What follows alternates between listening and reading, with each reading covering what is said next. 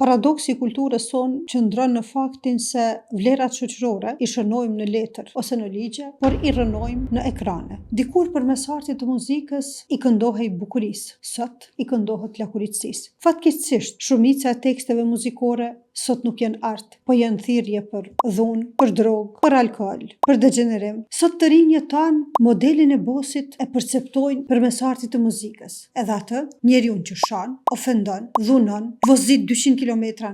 Në anën tjetër, shteti ndon fonde për promovimin e vlerave kulturore edhe për mbështetjen e rinisë. Çka është gjithë ky paradoks? Nëse me të vërtetë synojmë të kemi një shoqëri me vlera, duhet i vëjmë disa kufi edhe në ekranet televizive, edhe në media. Sot kemi oqë të shumta që mbajnë trajnime kundër dhunës në familje. Po në anën tjetër, në mbrëmje në emisione televizive, shfaqen si vipa pikrisht njerëzit të cilët janë të denoncuar edhe të dëshmuar për dhunë në familje. Fatkeqësisht sot tradhtia bashkëshortore shihet si zgjuarsi në shumicën e rasteve. E në anën tjetër, krijimi dhe ruajtja e familjes shihet si burg ose përgjegjësi. Nuk mundet me pas dashuri pa përgjegjësi. E gjithë kjo situatë po na bën me u ndjek konfuz, po na bën me pas shumë dilema brenda vetes. Në rrethana të tilla, me rujt familjen është sfidë, me rrit fëmijë të mirë dhe me ofru kësaj shoqërie është super sfidë. E vetmja gjë që ta qetëson shpirtin edhe ta përmbush zemrën, e t'jep pak shpresë është mbështetja në Zotin edhe lutje drejtuar Zotit.